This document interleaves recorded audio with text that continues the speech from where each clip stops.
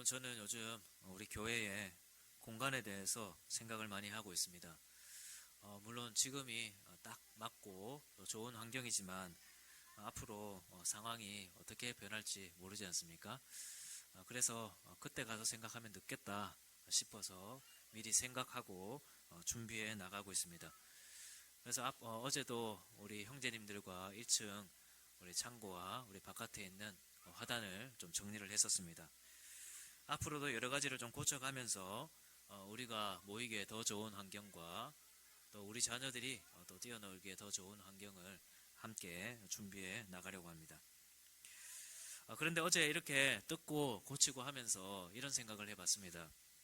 하나님께서 처음부터 우리에게 완벽한 공간을 주셨으면 어땠을까? 정말 우리에게 꼭 필요하고 더 이상 고치지 않아도 되는 완벽한 공간. 그런데 우리 하나님은 그런 하나님이 아니셨습니다. 하나님은 처음부터 우리에게 완전한 것, 완벽한 것을 주시지 않고 개척부터 시작까지 지금까지 계속해서 개척하고 함께 힘을 모아서 고치면서 수정하면서 지금까지 오게 해주셨습니다. 여러분, 하나님은 왜 처음부터 우리에게 완전한 것을 주지 않으셨을까요? 여러분, 그런 질문을 해본 적이 없으십니까? 하나님은 왜 우리에게 좋은 환경, 완전한 환경을 주지 않으실까? 하나님은 왜 우리에게 완벽한 환경, 또 완벽한 가정, 완벽한 관계, 완벽한 신앙생활을 주지 않으실까요? 우리의 구원에 있어서도 하나님께서 우리를 구원하신다면 예수님께서 십자가에서 죽으시고 부활하심을 통해서 우리의 구원이 이루어졌다고 했는데 왜 하나님께서는 우리가 예수님을 믿는 그 순간부터 우리의 영혼과 육체가 즉시 영화로워지고 온전하게 되게 하지 않으실까요? 여러분, 오늘 본문에도 보면 하나님께서 구약의 백성들에게 땅을 분배하시면서 마치 숙제와 같은 것들을 함께 해주시는 것을 볼 수 있습니다. 오늘 본문은 요셉의 자손들, 그러니까 요셉의 자녀들인 므낫세와 에브라임 지파, 이 두 지파에게 땅을 분배한 것에 대해 말하고 있는데 하나님은 그들에게 땅을 분배하면서도 15절에 보면 사람들이 거주하기에 불편한 산지가 많은 땅을 분배하기도 하셨고 또 16절 끝에 보면 철병거를 가진 가나안 사람들이 거주하는 그런 성읍을 함께 분배했다는 것을 기록하고 있습니다. 여러분, 하나님은 땅을 분배하시면서 왜 이런 상태로 땅을 분배하셨을까요? 이것이 하나님의 선물이라고 하셨지 않습니까? 그렇다면 하나님께서 그 산지도 사람이 살 수 있도록 싹 정리해서 분배를 하시고 그 땅에 남아있는 철병거를 가진 사람들도 다 내쫓으신 다음에 선물 같은 선물로 주셔야 되는데 왜 선물 같지 않은 숙제와 같은 일들을 함께 분배해 주셨다는 겁니다. 여러분, 이런 질문은 이제 우리에게 주어진 이런 질문들이, 이런 숙제들이 우리가 더 이상 숙제로 생각하지 않고 문제로 생각하게 되면서 이것은 하나님을 향한 불평으로 이어지게 됩니다. 오늘 본문에도 보면 이 요셉 자손들이 여호수아를 찾아가서 14절에 보면 이렇게 말합니다.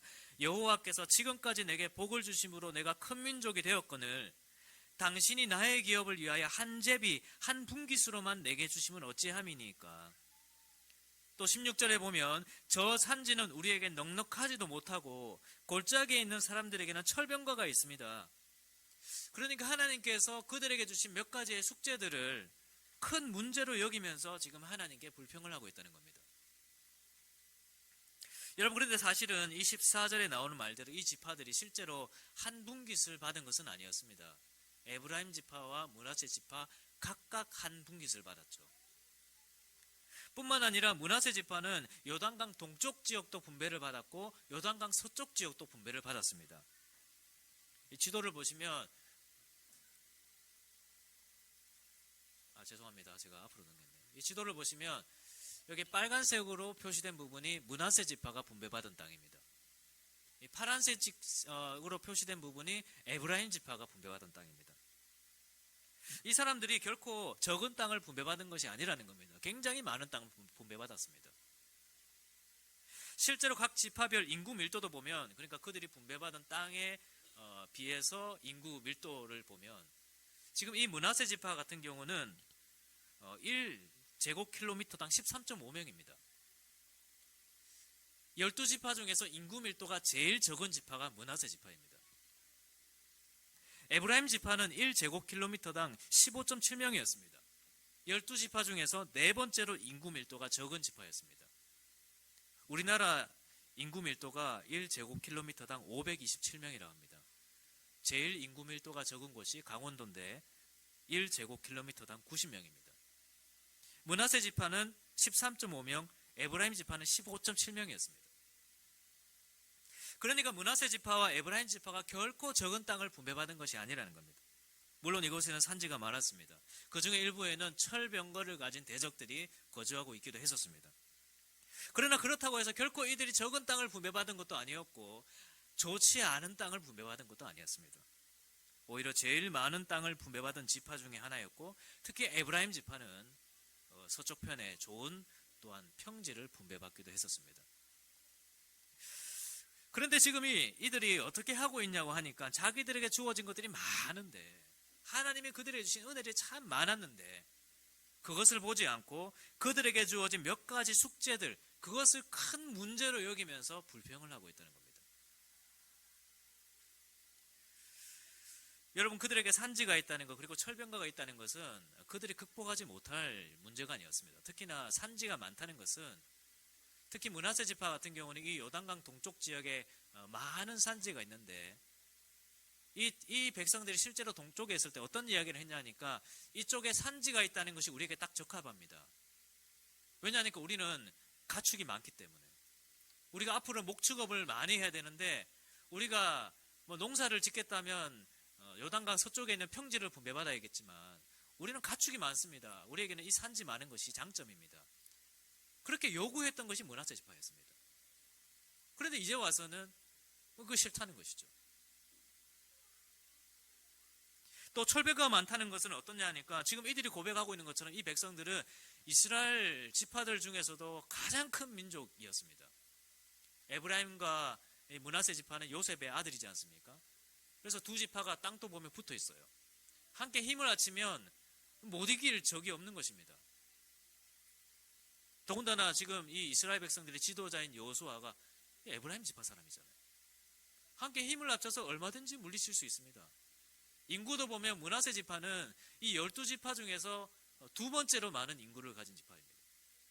그들이 많은 하나님 주신 복을 가지고 얼마든지 점령할 수 있는 것이 그들에게 남겨진 숙제들이었다는 겁니다. 그런데 지금 이들은 마치 그 숙제를 엄청나게 큰 문제처럼 여기면서 불평을 하고 있는 것이에요. 여러분, 사실 불평이 그런 것입니다. 이 헬라어에서 불평이라는 단어가 두 가지의 단어의 합성어인데 하나는 투덜거리다라는 단어와 하나는 할당받은 목, 제비 뽑은 목, 이 두 가지의 단어가 합쳐진 말입니다.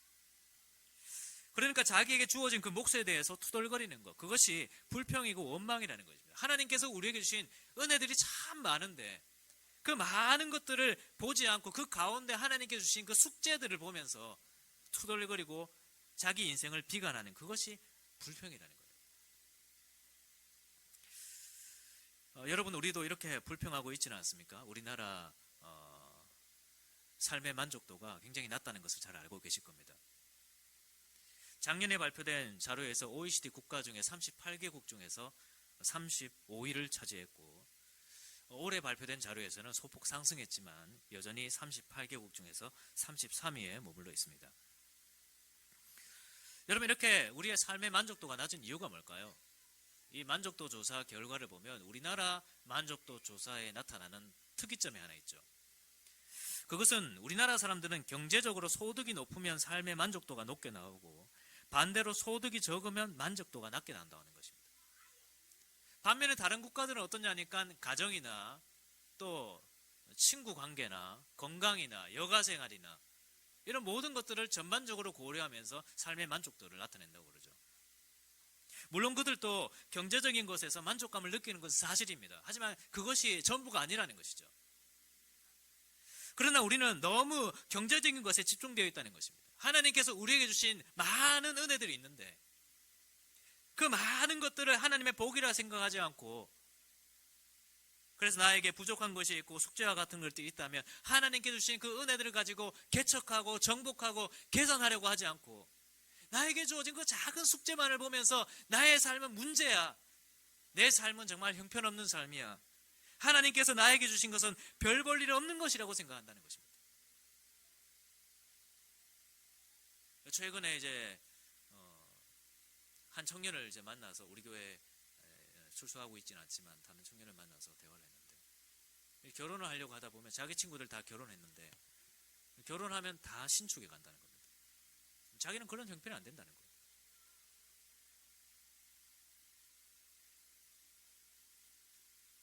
여러분, 하나님께서 우리에게 주신 것이 얼마나 많습니까? 배우자를 볼 때 그 신축 아파트 갈 수 있는지 그거 보지 마시기 바랍니다. 우리 그리스도인들은. 하나님께서 우리에게 주신 것이 얼마나 많은데, 그 하준 파파라는 분 잘 아지 않습니까? 인플루언서. 그분이 인터뷰하면서 그런 말을 남겼더라고요. 나는 이 배우자를 통해서 내가 뭔가를 유익을 얻고 내가 뭔가 좀 더 좋아지기를 바랬던 적이 없다. 오로지 나를 통해서 배우자가 행복했으면 좋겠다. 그런 마음으로 사람을 바라봐야죠. 하나님이 각자에게 주신 은혜가 있고 나에게 주신 은혜가 너무나도 많은데, 경제적인 소득 또는 뭐 특별한 하나, 그것만을 너무 보고 있으면서 나머지 많은 것들을 보지 못한 채 그냥 불평하고 있는 우리는 아닙니까? 하나님 나에게 왜 좋은 배우자 주지 않으셨습니까?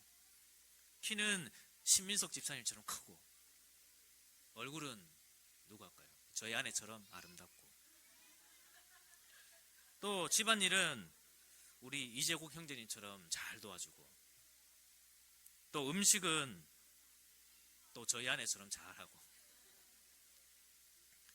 그런 배우자를 주시지 않고 왜 이런 배우자를 주셨습니까? 여러분, 진짜 그렇습니까? 진짜 그렇나요? 여러분, 생각해보면 여러분들의 배우자에게도 장점이 참 많습니다. 그리고 여러분들이 생각하는 그런 단점도 여러분들에게 주어진 그 장점을 잘 활용하면 얼마든지 보완할 수 있고 장점으로 변화시킬 수 있는 것들입니다. 어제 우리 형제님들하고 같이 일을 하다 보니까 우리 형제님들이 장점이 진짜 많아요. 한 형제님은 제가 이제 나무를 하나 뽑아야 되는데 제 키만한 나무였어요. 형제님 같이 뽑읍시다 하고 제가 삽을 들고 하려고 하는데 이 형제님이 한 팔을 들고 그냥 나무를 뽑아버렸어, 혼자서. 장점이 많으시더라고요. 또 어떤 분들은 또 앉아서 뭐 분류하는 것에 장점이신 분도 계시고, 참 장점이 많습니다. 그런데 우리는 그런 것은 보지 않고 그 숙제와 같은 것들, 그 한두 개 있는 그 숙제를 가지고 큰 문제라고 여기면서 하나님께 불평하고 있지는 않습니까? 교회에 대해서도 그렇습니다. 우리 신앙생활에 대해서 그런 것이죠. 하나님 나에게 왜 이런 관계를 주십니까? 하나님 나에게 왜 이런 환경들을 주십니까? 저는 왜 이렇게 부족한 것이 많아요? 여러분, 우리는 왜 이렇게 하나님의 선물 속에서 문제만을 바라보는 걸까요? 하나님은 우리에게 주신 그 숙제들을 통해서 우리가 더 큰 선물을 바라보기를, 만나기를 원하는 것이 아니실까요? 그렇습니다. 하나님은 그런 분이십니다. 하나님은 선하신 분이시죠. 하나님은 항상 선하신 뜻대로 우리를 인도하십니다. 여러분, 하나님께서 우리에게 완벽함을 주지 않았다고 해서 하나님께서 선하지 않으신 것입니까? 하나님께서 이 세상에 죄의 문제를 남겨두셨다고 해서 하나님은 선하지 않으신 것입니까? 그래서 이 세상에는 선하신 하나님은 존재하지 않는다, 그렇게 생각하십니까?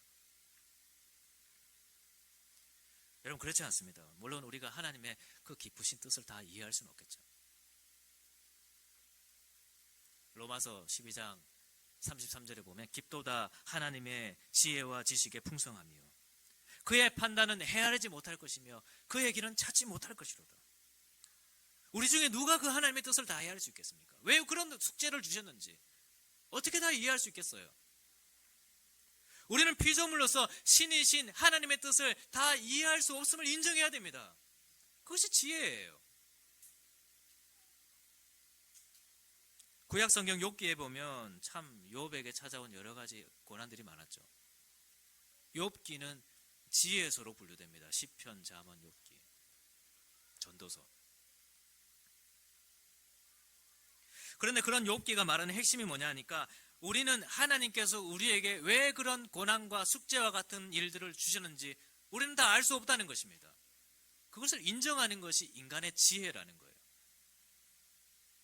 왜 그러냐니까 하나님은 창조주시고 우리는 피조물이기 때문입니다.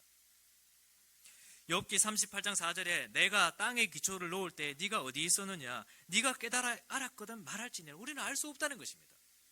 우리는 하나님께서 창조해 두신, 그래서 우리가 눈으로 보고 실험하고 증명할 수 있는 것들조차도 다 이해하지 못하고 알지 못하는 것이 수두룩한 것이 우리의 인생입니다. 수많은 과학자들이 그것을 인정하지 않습니까? 왜 생물학 박사들이, 왜 물리학 박사들이, 왜 지구과학 박사들이 하나님을 믿습니까? 우리가 다 이해할 수 없는 것들이 너무나 많기 때문입니다. 그것을 인정하는 것이 우리 인간의 지혜입니다. 하나님께서 왜 우리에게 이러한 숙제를 주셨는지, 왜 부족한 환경을 주시고 나에게 왜 부족한 성품을 남겨두시고 왜 부족해 보이는 배우자를 주시고 왜 악한 습성을 나에게 아직까지 남겨두고 계시는지, 그 뜻을 우리가 어떻게 다 알 수 있겠습니까? 깊도다 하나님의 지혜와 지식의 풍성함이며 그의 길은 찾지 못할 것이로다. 그의 판단은 우리가 헤아리지 못하는 것입니다. 그러나 우리가 알 수 있는 것이 무엇입니까? 하나님은 성경에 그것이 왜 우리에게 이런 일들을 맡겨주셨는지는 기록해두지 않으셨지만, 기록해도 우리가 다 이해할 수 없겠지만 우리가 이해할 수 있는 한 가지를 분명히 기록해 두셨습니다. 하나님은 선하시다는 겁니다. 하나님은 창조주시고 신이시고 절대자이시지만 그런 하나님이 우리의 아버지가 되기를 원하시고 우리의 구원자가 되시고 인도자가 되시고 우리의 보호자가 되기를 원하신다는 겁니다. 그래서 우리는 이러한 숙제들 속에서 하나님의 선하심을 믿어야 됩니다. 하나님께서 나에게 주신 이 숙제와 같은 일들, 그것을 그냥 문제로만 보지 말고 하나님께서 이 숙제를 통해서 나에게 어떤 선한 의도가 있으실 거야. 하나님께서 이 숙제를 풀 수 있는 힘과 은혜를 주실 거야. 이 숙제들을 통해서 나의 인생에 정말 큰 선물을 만나게 해주실 거야. 그런 하나님의 선하심을 인정하면서 그렇게 살아가야 되는 것입니다. 저는 가구를 살 때 주로 이케아에서 구매를 하는 편입니다. 저희 집에 오신 분들은 이케아 가구가 많은 것을 볼 수 있을 겁니다. 디자인도 좋으면서도 값도 저렴하고 참 가성비 있는 가구죠. 그런데 이 이케아에는 문제가 하나 있습니다. 문제라기보다 우리가 오늘 숙제에 대해서 생각하고 있으니까 숙제라고 생각을 해봅시다. 이 이케아는 소비자가 가구를 직접 조립해야 되는 숙제가 하나 있습니다. 간단한 것은 간단하지만 복잡한 것은 시간이 꽤 걸리기도 합니다. 그런데도 해보면 재미있는 것이 또 조립입니다. 우리 아이들이 옆에 있으면 항상 같이 하고 싶어 하죠. 자기가 하나라도 돌리고 싶어 합니다. 그리고 그렇게 해서 같이 조립을 하고 우리 친구들이 뭐 가구를 하나 잡아줘서 뭔가 완성이 되면 굉장히 좋아합니다. 굉장히 보람을 느끼죠. 그것이 자기들의 가구가 되면 거기에 대한 애착을 느끼게 됩니다. 아마 이것이 이케아가 의도한 것인지도 모르겠습니다. 조립 가구를 통해서 단가를 낮추면서도 사람들이 자기 가구에 대한 애착을 갖도록, 성취감도 느끼도록. 그런데 만약 어떤 한 사람이, 이런 이케아를 전혀 모르는 사람이 이런 가구를 선물을 받았다고 생각해 봅시다. 우리가 오늘 메시지에 집중하기 위해서 이 사람은 뭐 가구를 조립한다는 것에 대해서는 뭐 생각도 해보지 못한 사람이고, 그런데 이 사람에게 선물로 된 이 가구는 이 사람에게 꼭 필요한 그런 가구였다고 생각을 해봅시다. 아마 이 사람은 이 선물을 받자마자 굉장히 불쾌하게 생각했을 것입니다. 이것을 지금 나에게 선물이라고 준 거야? 아니 도대체 무슨 생각으로 이걸 나에게 선물한 거야? 하면서 포장지를 뜯자마자 그냥 불쾌한 마음에 포장지를 덮어버리고 그냥 방치해 뒀을지도 모르겠습니다. 당근마켓에 못 내놨을지도 모르겠죠. 그런데 이 사람이 만약 불평하지 않고 이게 뭐지? 황당한 마음은 있지만 이것을 준 이유가 뭘까? 저 사람은 분명히 선한 의도를 가지고 나에게 이것을 선물했을 텐데, 그렇게 생각하면서 이 가구를 하나둘 꺼내보았으면 생각이 전혀 달라졌을 것입니다. 왜냐하면 그 가구 안에는 그 가구를 조립할 수 있는 도구와 설명서가 들어있기 때문입니다. 그리고 그 뒤에는 이 가구가 완성되었을 때 어떤 모양을 하고 있는지에 대한 사진이 들어있기 때문이죠. 그리고 그 사진은 그 사람이 그렇게 꼭 필요로 했던 바로 그 가구의 모습이었습니다. 여러분, 이 가구를 선물한 사람은 아마도 이 사람이 이 가구를 조립하면서 이 사람에게 정말 필요했던 가구가 그 사람에게 특별한 의미가 되기를 원했는지도 모릅니다. 정말 필요한 것이라면 완성품을 받는 것보다, 물론 완성품도 좋지만 조립하면서 애착을 갖는 것도 좋은 방법이지 않겠습니까? 그런데 이 사람은 불평만 하다가 그 가구 속에 들어있는 조립 도구와 설명서를 보지 못한 채, 그리고 그 가구가 완성되었을 때 어떤 모습으로 나타나게 될지를 전혀 보지도 못한 채 그냥 그것을 덮어버린 것입니다. 여러분, 우리는 어떻습니까? 우리도 이런 숙제와 같은 일들 속에서 그냥 덮어버리고 있는 일들이 있지는 않습니까? 불평만 하다가 포장지를 열어보지도 않고 그냥 덮어두고 그냥 문제처럼만 그냥 남겨두고 있지는 않습니까? 하나님의 선하심을 의심하지 않으면서 우리가 이 삶의 문제들을 바라본다면 우리는 그 속에서 하나님이 해결할 수 있게 해주시는 그 도구와 설명서를 발견하게 될 것이고, 우리의 인생이 얼마나 아름다운지 그 큰 선물을 볼 수 있게 될 것인데, 우리의 가정이 얼마나 더 아름다워져 가고 나의 삶이 얼마나 더 가치 있게 되게 될 것인지를 볼 수 있는데, 그것을 보지 않은 채 그냥 덮어두고 있지는 않습니까?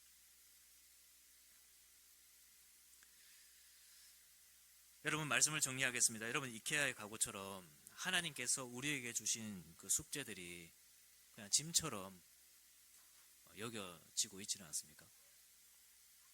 그리고 그 숙제들 때문에 여러분들이 혹시 지쳐 있지는 않습니까? 여러분, 그러나 믿음으로 그 숙제들을 바라보고 그 숙제들을 여러분의 삶 앞에 펼쳐 놓으십시오. 그 속에 하나님께서 그 숙제를 해결할 수 있게 해주는 도구와 설명서와 힘과 능력이 들어있을 것입니다. 우리 하나님, 여러분들을 해결할 수 없는 문제를 주지 않습니다. 하나님은 지금 또 우리의 인생을 완성품으로 만들어가고 계십니다. 하나님은 결코 실수하지 않은 분이십니다. 하나님은 선하신 분입니다. 하나님은 여러분들에게 주신 그 숙제들보다 하나님은 훨씬 더 크신 분입니다.